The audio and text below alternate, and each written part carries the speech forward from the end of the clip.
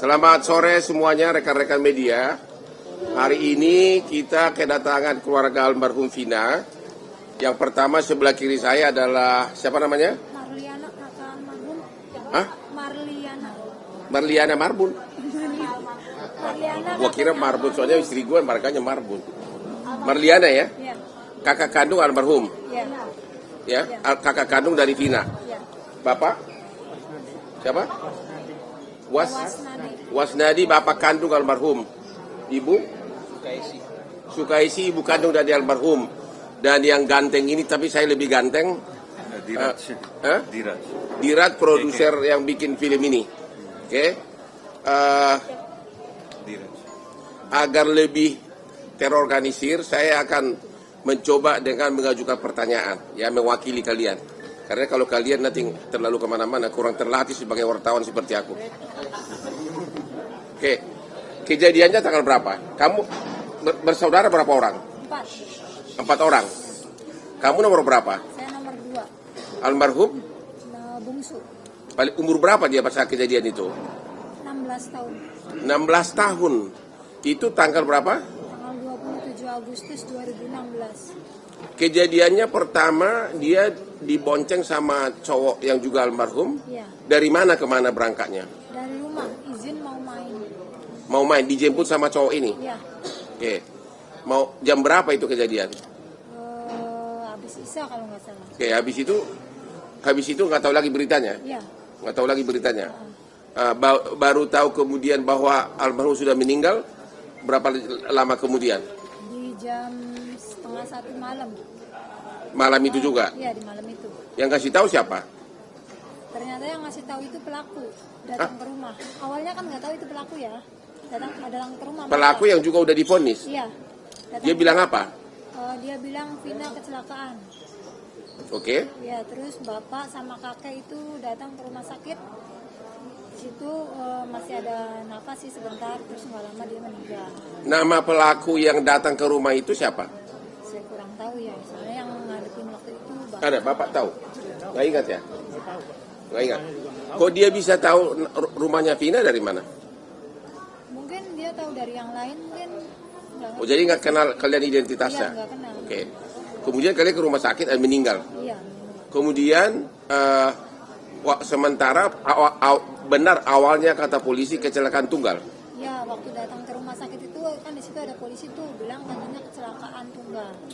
Oke. Kemudian terus? Keluarga percaya karena yang bilang kan polisi ya, jadi langsung dibawa aja. Emang waktu tiba di rumah sakit masih bernapas almarhum? Iya, masih. Tapi nggak sempat ngomong, nggak bisa ngomong. Nggak sempat ngomong karena dia udah keluar darah banyak. Kalau yang cowok? Kalau yang cowok udah meninggal di tempat. Meninggal di tempat. Oke. Mulai akhirnya kasus ini terbongkar dari mana? Dari kecurigaan kami di 3 hari almarhum. Sesudah 3 hari almarhum apa yang terjadi? Saya ngambil HP almarhum korban itu masih utuh semua. HP dan motor itu masih utuh, nggak ada yang retak, nggak ada yang lecet, nggak ada yang pecah gitu, nggak ada. Ambil HP dari kantong korban atau dari mana? Dari kantor polisi. Oke. Iya. Masih utuh semua. Masih utuh semua. Oke, terus? Terus saya curiga di situ kok bisa kecelakaan yang hebat kayak gitu, HP nggak ada lecet, nggak ada retak. Oke. Motor pun nggak ada lecet, nggak ada. Motor nggak rusak. Nggak rusak, HP HP tidak rusak, tapi oleh oknum polisi saat itu disebutkan kecelakaan tunggal gitu. Nah, ini nih, perhatian dari polisi nih, ya.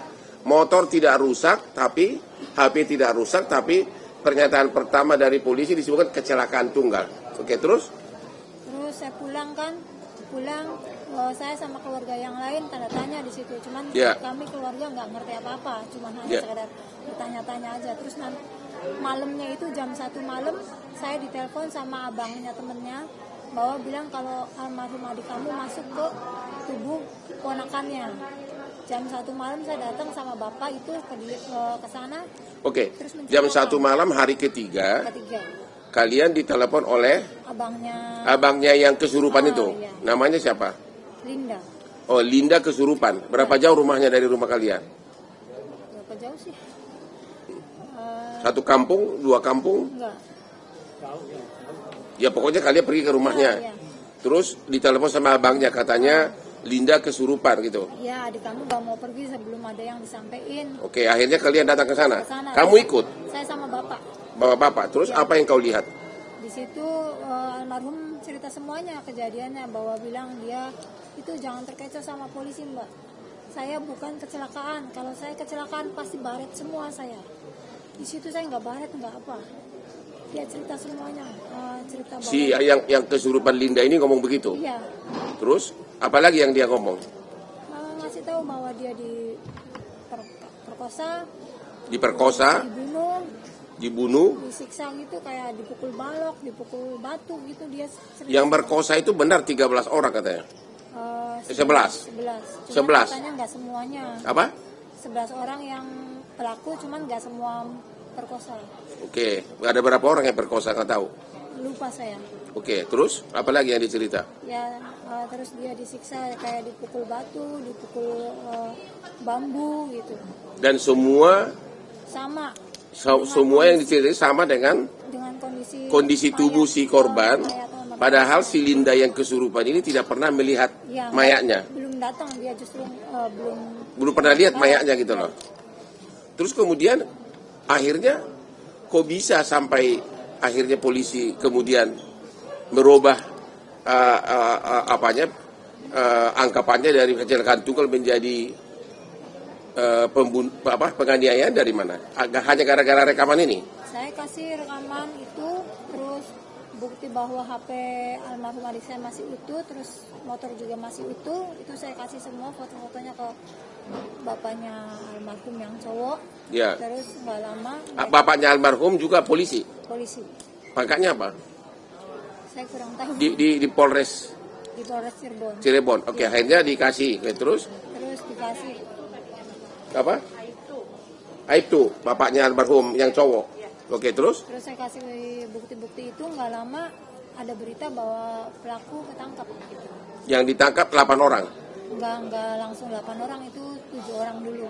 7 orang dulu. Baru nyusul satu lagi, 8. Oke. Terus itu. Udah itu aja. Terus yang sisa 3 sampai sekarang saya belum dapat kabar. Dari mana Anda tahu? Banyak di media menyatakan yang 3 DPO ini katanya bapaknya polisi, benar nggak itu? Dari rekaman almarhum adik saya sih bilangnya seperti itu. Cuman makanya saya tidak membenarkan, belum pasti gitu. Ya, masih dicari tahu kebenarannya kalau yang pelaku itu. Oke, ada lagi yang mau ditambahkan? Saya cuma minta Kapolri sama Kapolda tolong usut tuntas. Oke, dari Bapak ada yang mau diutarakan, silakan Pak. Bapak siapa tadi Pak? Saya mengucapkan banyak terima kasih ya Pak Nedi. Belum membantu. Dari Ibu, apa himbauan ke polisi? Kuat suaranya. Ya.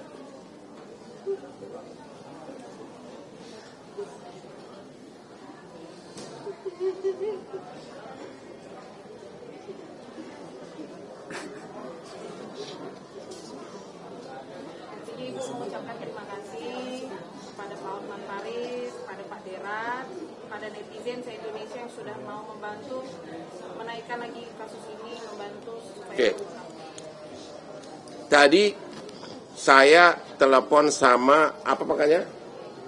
Aib itu siapa? Yang polisi tadi? Kanit. Ya, siapa namanya? Denny.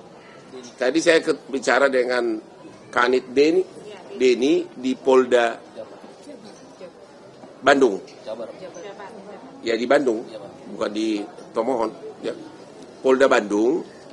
Ada hal yang menarik pernyataan dari si Denny ini, Kanit dari Polda Bandung. Dia bilang kasus ini rupanya sudah dilimpahkan dari 2016 ke Polda dari Polres Cirebon. Nah, yang menarik adalah hampir semua 8 orang yang ketangkap ini pada saat di BAP pertama menyatakan ada 3 orang lagi pelaku. Oke, semua ada di BAP. Ya. Nah, tapi kemudian berubah, ya. Kemudian berubah sesudah mau limpah ke kejaksaan, mereka merubah BAP-nya. Nah, itu satu. Dari segi logika manusia normal pun nggak mungkin 8 orang itu ngarang cerita bersamaan di awal-awal pada saat ditangkap, ya kan? Berarti benar itu ada 3 orang, ya, dari penafsiran kita sebagai ahli hukum. Karena pada saat di BAP kan terpisah, hampir semuanya mengatakan ada 3 orang lagi. Tapi pada saat dilimpahkan ke kejaksaan, mereka merubah BAP sehingga diduga ada pengaruh di sini. Ada pengaruh di sini sehingga 3 orang ini bahkan sampai sekarang seolah-olah alamatnya tidak jelas, padahal itu harusnya di BAP itu ada, ya. Dan jadi himbauan kami kepada Bapak Kapolri adalah ini ada sesuatu yang tidak beres di penyidikan di awal. Kalau 8 orang pelaku sudah menyatakan ada 3 orang lagi sebagai pelaku yang lain dan itu bersamaan semua dalam BAP terpisah, ya, nggak mungkin itu karangan, nggak mungkin itu koinsiden.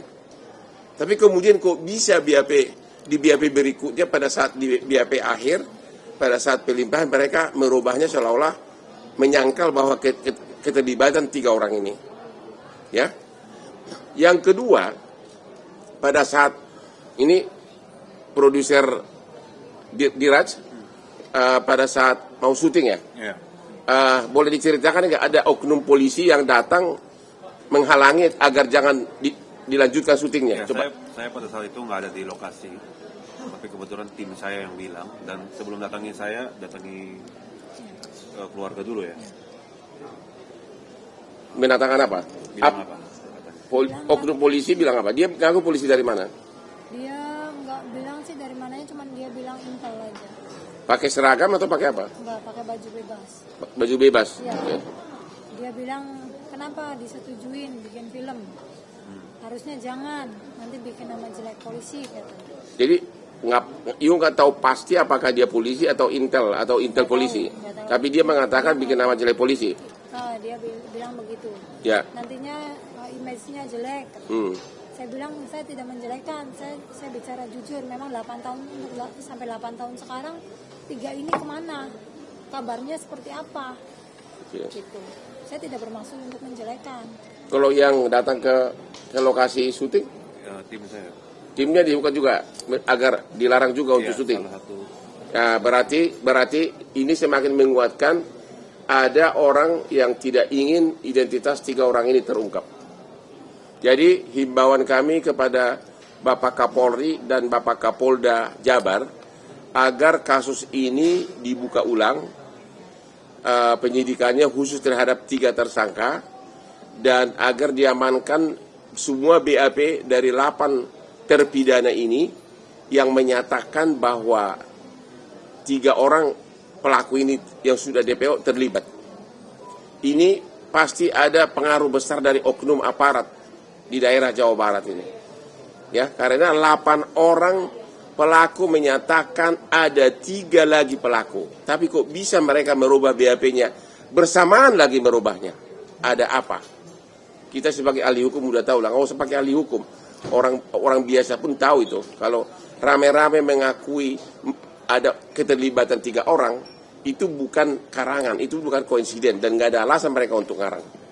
Ya, jadi himbauan kami agar kasus ini khususnya identitas 3 orang ini bisa ketahuan, agar keluarganya mulai dipanggil untuk di BAP. Bila perlu semuanya narapidana ini di BAP ulang, ya, di BAP ulang untuk mengetahui 3 identitas ini, 3 identitas yang DPO ini, karena ini sangat menyentuh rasa keadilan kita di Indonesia ini. Masih ada lagi nggak? Ada yang mau diterangkan lagi? Ya, jadi intinya kalau saya bicara dari film, intinya kalau nggak ada film ini kan kasihan keluarga. Udah 8 tahun kasus sudah terkubur, ya. Dan dengan adanya film ini bisa didampingin oleh pengacara top, ya kan? Dan Polda Jabar juga udah beli statement kemarin. Semua dorongan dari netizen. Awal saya ketemu kalian kan tidak bisa senyum seperti sekarang. Ya, jadi intinya ya itu itulah, semoga keluarga mendapatkan Itu keadilan. itu filmnya udah tayang ya? Lagi tayang Pak. Di Jakarta kapan? Lagi main. Lagi main di bioskop mana? Saya di sini ada nggak yang cocok jadi Asprigo untuk nonton? Ya, lagi main. Udah, Hah? Yang baju merah? ya. Udah 6 hari Pak. Udah 6 hari ya, oke. Jadi 7 hari. Ya. untung dulu dong. Oke, namun demikian, tentu tetap terima kasih karena gara-gara itulah kasus ini, pengais keadilan ini. Bayangkan coba, mereka sendiri nggak tahu kejadiannya. Mereka kok waktu pertama kali disebutkan kecelakaan tunggal, yang mengatakan itu adalah oknum polisi, padahal motornya nggak rusak, handphonenya nggak rusak. Jadi dari awal ini sudah ada sesuatu kekurang seriusan penanganannya. Tapi perlu dijelaskan dulu ke Pak Osman bahwa polisi minta diotopsi kan? Dari pihak pengadilan. Dari pihak pengadilan diambil lagi mereka diotopsi. Diotopsi ya? Ya, karena itu ada dalam cerita film. Oke, terus gimana coba? Jadi waktu yang memerintahkan otopsi itu siapa? Dari pihak pengadilan, katanya suruh diotopsi biar menguatkan pernyataan bahwa memang di dalam kemaluan korban sudah ada sperma gitu. Jadi diotopsi sesudah berapa lama meninggal? Diotopsi 9 hari. Oh, bukan pengadilan dong. Oh, berapa? Yang merintahkan siapa ya? Pokoknya ada perintah otopsi, 9 hari sudah meninggal. Iya. Oke, kan belum sampai ke pengadilan. Tapi akhirnya diotopsi benar bahwa memang adalah Ada bukti penganiayaan ada. Termasuk pemerkosaan juga ada. Oke, sekarang silakan bertanya. Dari mana? Mungkin Bang, dari paragraf Bang. Hah? Saya mau nanya 3 langsung nih Bang. Pertama, terkait Polda Jabar yang sudah merilis DPO, dan itu kan sempat viral di netizen Bang. Iya. Bahwasannya 6 tahun tapi ciri-cirinya tetap merujuk kepada tahun 2016. Iya. 8 tahun pasti ada perubahan. Nah, itu sempat viral, jadi olok-olokan, bahkan sketsa wajahnya pun tidak diperlihatkan. Nah, banyak netizen yang mempertanyakan, ini serius nggak sih Polda Jabar untuk mengusut ini? Nah, kalau dari sudut pandang Bang Hotman seperti apa? Itu pertama Bang. Ya. Lalu yang kedua, saya ingin menanyakan perihal rekaman kesurupan yang viral. Di situ kan diperdengarkan bahwasannya semua seolah-olah kejadian itu diungkapkan di situ Bang. Ya. Apakah itu bisa menjadi bukti untuk Abang melaporkan ketiga orang ini Ya. tentang kejadiannya seperti Ya. apa? Nah, yang terakhir tentunya setelah Bang Hotman sudah turun tangan, tentu sudah viral, kira-kira bagaimana pengawasan Bang Hotman dan Hotman ini terhadap kasus ini ke depannya? Udah ada langkah strategi Oke. apa? Yang pertama, kalau mengumumkan DPO, harusnya nggak boleh samar-samar dong.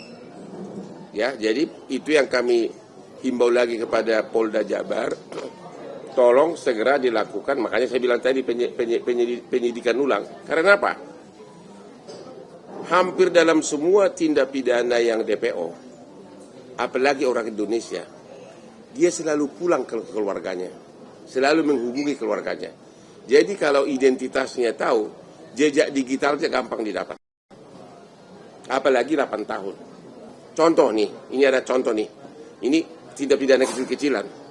Waktu restoran kita Hotman yang di Tajur Bogor, manajernya bawa kabur uang penjualan 2 malam 170 juta.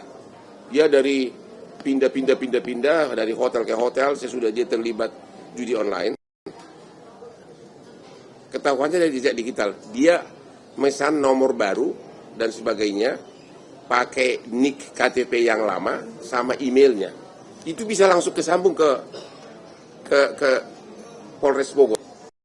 Dari situ ketahuannya, hanya gara-gara memang email dan nicknya dia untuk nggak tahu apa dia pesan nomor baru atau tidak. Makanya dari saya bilang tadi bahwa bagaimana bisa mengumumkan DPO kalau belum tahu identitasnya. Yang kedua,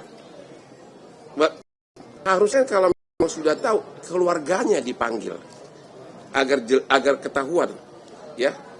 Itu jejak digitalnya itu bisa dapat dari keluarganya.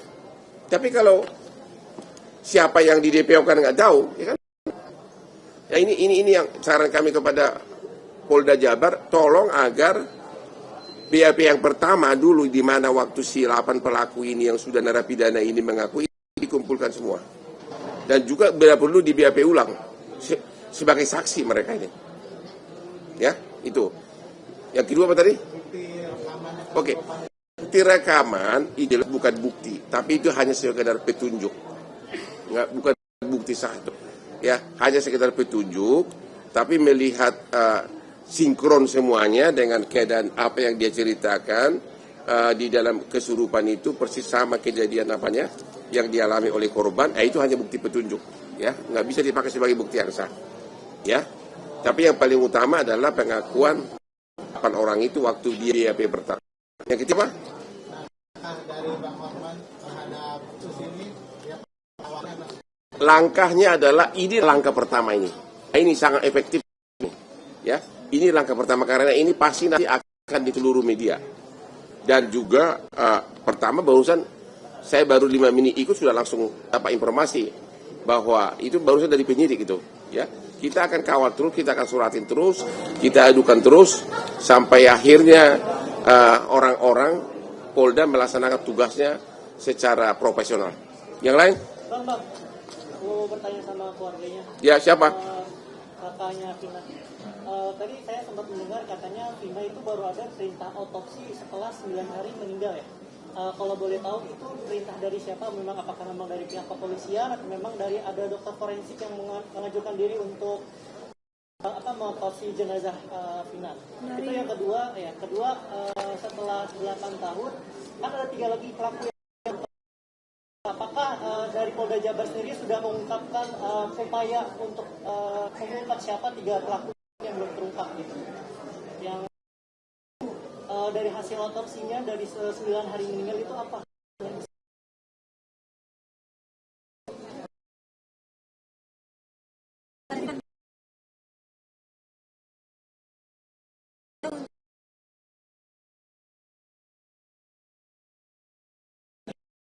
Dari Polda Jabar sendiri sudah ada upaya untuk mengungkap 3 pelaku yang ini masih buruan ini.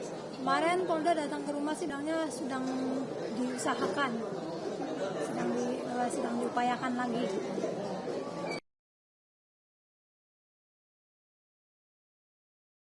Sudah mengumumkan 3 DPO, katanya identitasnya sangat kubur, ya. Ya. bahkan cuma kayak sketsa hitam gitu doang. Nanti kalau Gitu ya, coba nanti kamu tanya. Berarti masih dipertanyakan.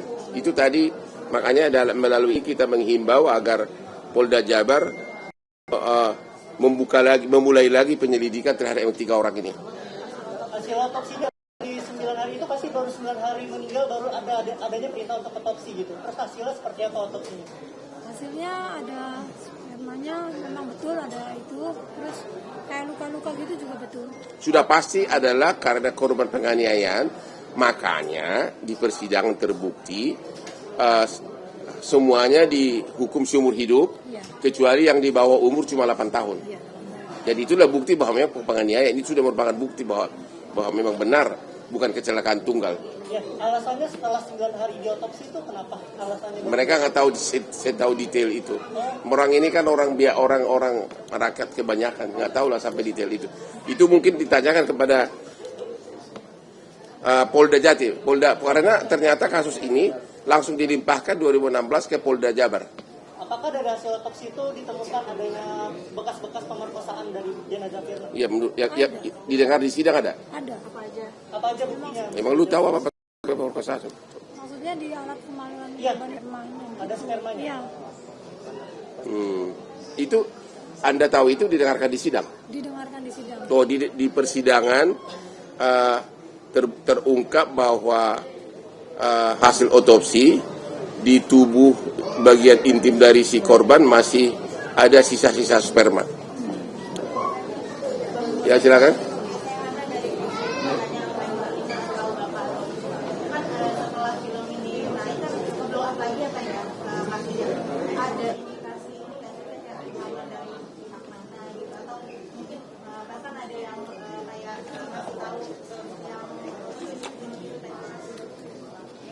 Bukan ancaman sih, kayak peringatan aja waktu itu aja. Datang ke rumah katanya. Datang ke rumah.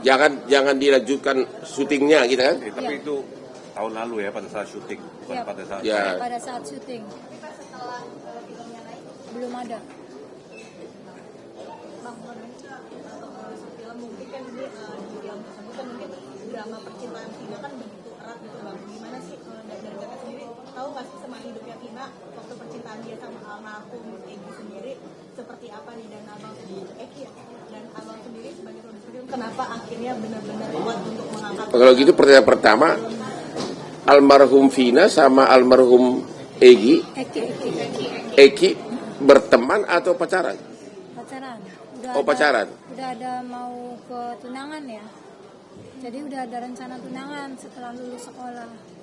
Oke. Ada enggak dari pelaku ini yang cemburu atau cintanya ditolak atau apa? Dari keterangan yang korban masuk almarhum masuk ke tubuhnya temannya sih bilangnya ada dari cemburu gitu ada ya. Nggak, yang ngomong itu siapa? Almarhum waktu masuk ke badannya Linda itu. Oh, cemburu ya. Iya. Tapi gini deh. Emang dari 8 pelaku ini nggak pernah you dengar apakah dekat sama adik kamu? Semasa hidupnya adik saya sempat bilang juga ada yang suka. Nggak tahu yang suka yang mana, nggak tahu. Nggak tahu. Identitasnya nggak tahu juga. Nggak tahu, cuma sekadar cerita-cerita dari almarhum aja. Kalau dari filmnya sendiri bang, mungkin akhirnya di filmnya kita nggak bahas mengenai almarhum Eki karena kita nggak dapat izin. Jadi kita bahas fokus ke almarhum Vina aja. Jadi tidak kita kasih lihat percintaannya, nggak ada di film. Oke. Apa?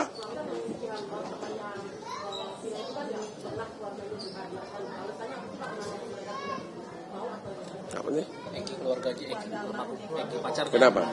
Kenapa nggak pernah hadir? Ya enggak, ya mungkin nanti ini kan baru pertama kali, ya kan? Jadi ya gue nggak tahu sampai sana, mungkin akan datang nanti menyusul, ya. Karena ini baru pertama kali, aku pun mulai ikut ini karena udah nggak tahan. Setiap malam ada jutaan netizen ganggu saya di WA saya bunyi terus, ya bunyi terus. Gua kira gara-gara video viralnya si Tante MB yang dia bilang tidak butuh cowok gitu.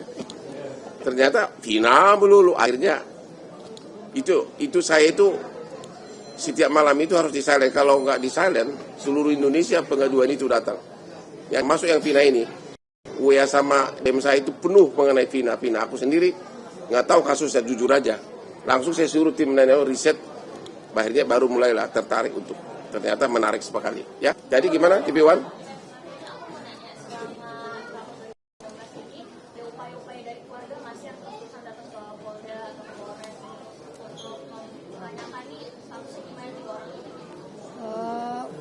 Pernah sih keluarga nanyain, setelah selesai sidang pun sempat nanyain juga yang perkembangan 3 pelaku ini. Terus tapi jawabannya masih sama, masih dalam penyelidikan terus. Oke. Bang, Ya. Terkali dari CNN mau nanya ke keluarga terkait filmnya. Setelah tayang, apakah penggambaran cerita dan adegannya sudah sesuai dengan yang diharapkan sama keluarga? Dan seberapa jauh sih waktu proses syuting mengawasi atau memastikan biar ceritanya tetap akurat sama buat Pak Produser? Ini juga memang sudah dapat reaksi dari penonton sudah banyak, tapi juga ada kritiknya. Boleh ada tanggapannya terkait kritik yang itu kalau ini eksploitasi segala macam? Penjelasannya gitu. Menurut saya yang kritik belum nonton filmnya, itu ke satu. Kedua, kalau nggak ada film ini gimana keadilan untuk mereka ini semua kan kita di sini juga kena film ini. Ya. Jadi itu nilai positif itu yang harus dilihat. Benar. Dan banyak netizen itu nggak nonton, tapi mereka hanya bilang eksploitasi, kekerasan. Tapi itu sebenarnya apa yang terjadi dengan almarhumah dan juga disetujui oleh keluarga. Dan sudah divonis seumur hidup, itu nggak usah diragukan lagi. Ya. Jadi keluarga sudah sesuai dengan yang diharapkan. Sesuai. Hanya kecuali yang 3 orang itu. Ya. Kan udah seumur hidup, berarti benar-benar itu sudah pembunuhan serius. Dan Kalau seumur hidup, ntar dulu. Kalau seumur hidup berarti oleh hakim itu dianggap pembunuhan berencana dong. Ya 340. Kita belum baca putusannya ya. Ya berarti kemungkinan besar ada hakim yang menemukan ada motivasi. Karena nggak mungkin seumur hidup kalau bukan pembunuhan berencana. Ya kan? Karena berarti seumur hidup ya. Iya. Ya berarti kita harus cari putusannya. Masih ada? Ya. Dari mana lu? Kompas TV. Kok kayak lurah? Mau nanya sama Teteh. Teteh tadi kan sempat dikatakan ada salah satu atau beberapa pelaku yang ke rumah ya untuk bilang ada si Vina ini kecelakaan itu apakah ada si pelaku salah satu dari pelaku itu merupakan teman atau seperti apa, ada hubungan dengan Vina seperti apa? Kalau Vina tuh sebenarnya kalau untuk masalah teman tertutup dia. Jadi kayak keluarga tahu itu temannya, teman benar-benar akrab atau enggak, keluarga nggak tahu. Oh, berarti memang jarang main. Ada pelaku yang tiba-tiba tahu rumah Vina itu? Iya mungkin baru tahu atau dari awal saya nggak ngerti. Soalnya memang almarhum tuh nggak pernah main kalau ada yang sampar. Ya itu makanya kita akan mencari putusannya dulu, karena kenapa hakim menjatuhkan hukuman seumur hidup? Berarti apa ini? Berarti pembunuhan berencana. Kalau berencana berarti kenal. Gitu loh.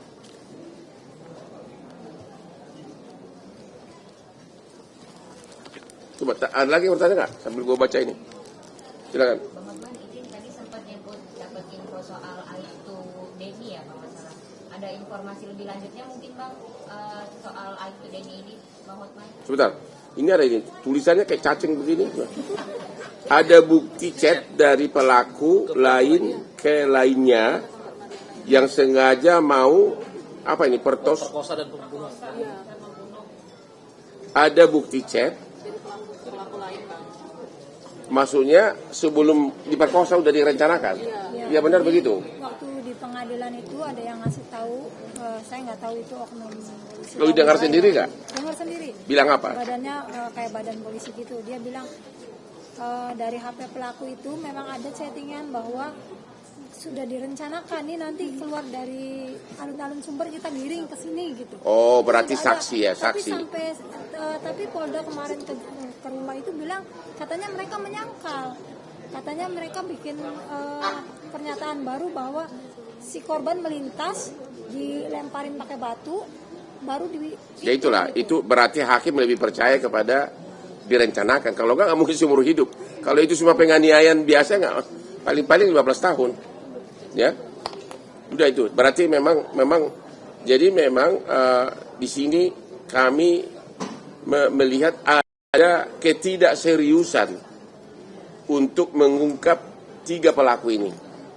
Ya, kelihatan jelas bahwa pelakunya 11 orang. Kelihatan jelas 8 pelaku itu mengakui keterlibatan 3 DPO ini. Tapi kemudian mereka membantahnya sesudah mau limpah kasus ke kejaksaan.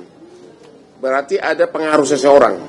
Dan kemudian yang kedua, diumumkan DPO sekarang ini, ya, tapi identitasnya tidak jelas. Bagaimana bisa mengumumkan DPO kalau identitasnya nggak jelas? Ya, namanya disebutin. Namanya disebutin. Alamatnya nggak disebutin. Bukan nama lengkap, saya kayak gitu. Peggy alias Apa ini, beras nih?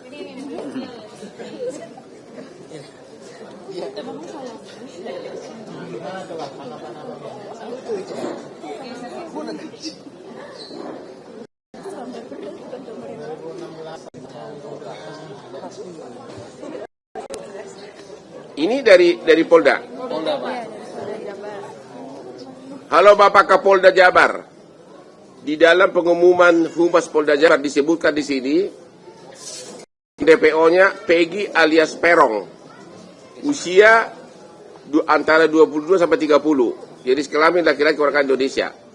Yang menarik di sini adalah bisa tahu Desa Banjarwangun, Kecamatan Mudu, Kabupaten Cirebon. Pertanyaannya adalah apakah Bapak penyidik Polda Polda Jabar sudah datang ke desa Banjarwangun ini sebelum mengumumkan DPO? Ya, apakah Polda Jabar sudah mendatangi desa Banjarwangun, Kecamatan Mundu, Kabupaten Cirebon? Apakah benar si DPO ini memang dari asal sana dan keluarganya ada enggak? Itu kan gampang banget diteliti. Oleh karena itu dalam kesempatan ini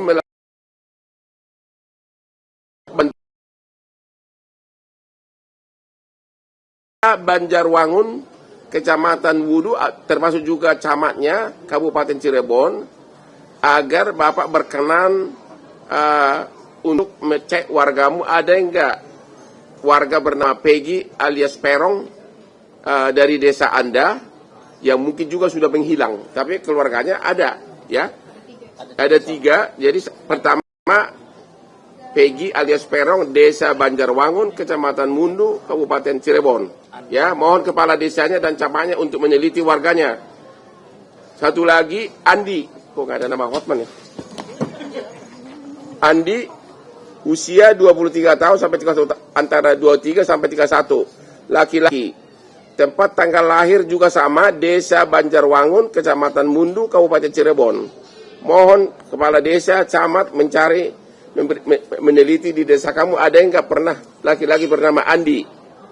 Satu lagi bernama Dani, umur 20 sampai dengan 28 diperkirakan.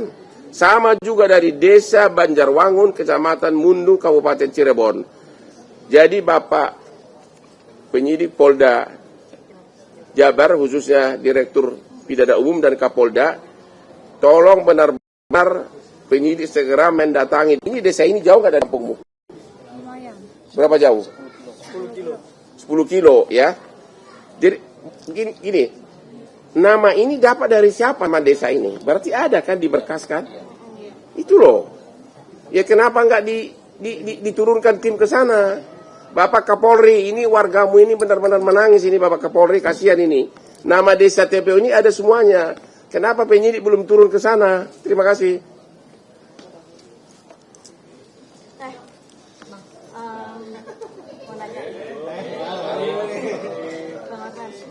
Mau nanya, sempat dimimpikan kan, Tata sempat bilang di podcast itu bahwa almarhum minta dibukakan behel, software dan extensionnya gitu. Itu benar nggak sih? Dan terakhir kapan untuk dimimpikan semenjak setelah filmnya mungkin ada lagi? Lebih kalau untuk film ini belum ya, saya belum mimpi. Cuman waktu pas yang pelaku ketangkap itu saya didatengin, terakhir dia sudah bahagia.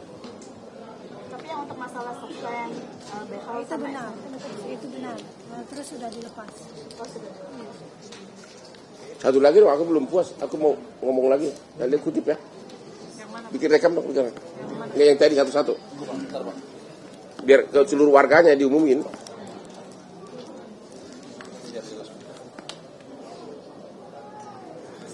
Kau rekam.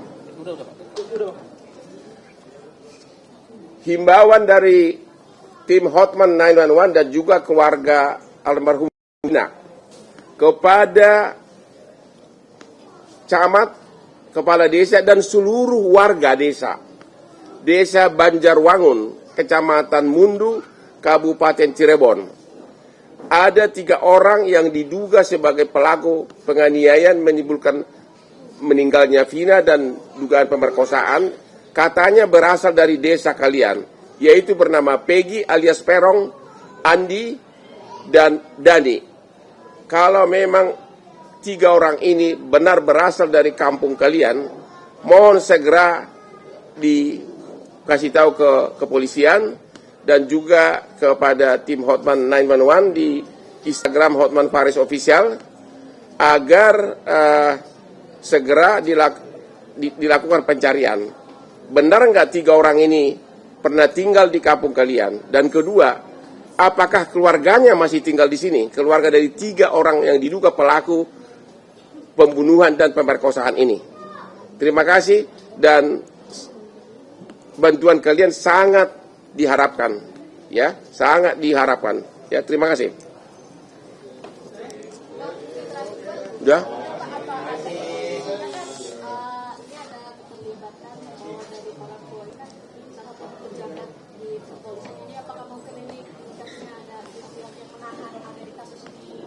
Itu tadi udah dijawab bahwa menurut versi omongan yang kerasukan, ya yang kerasukan kan, katanya bahwa salah satu pelaku ini adalah orang tuanya dari oknum kepolisian, tapi itu belum ada kepastian.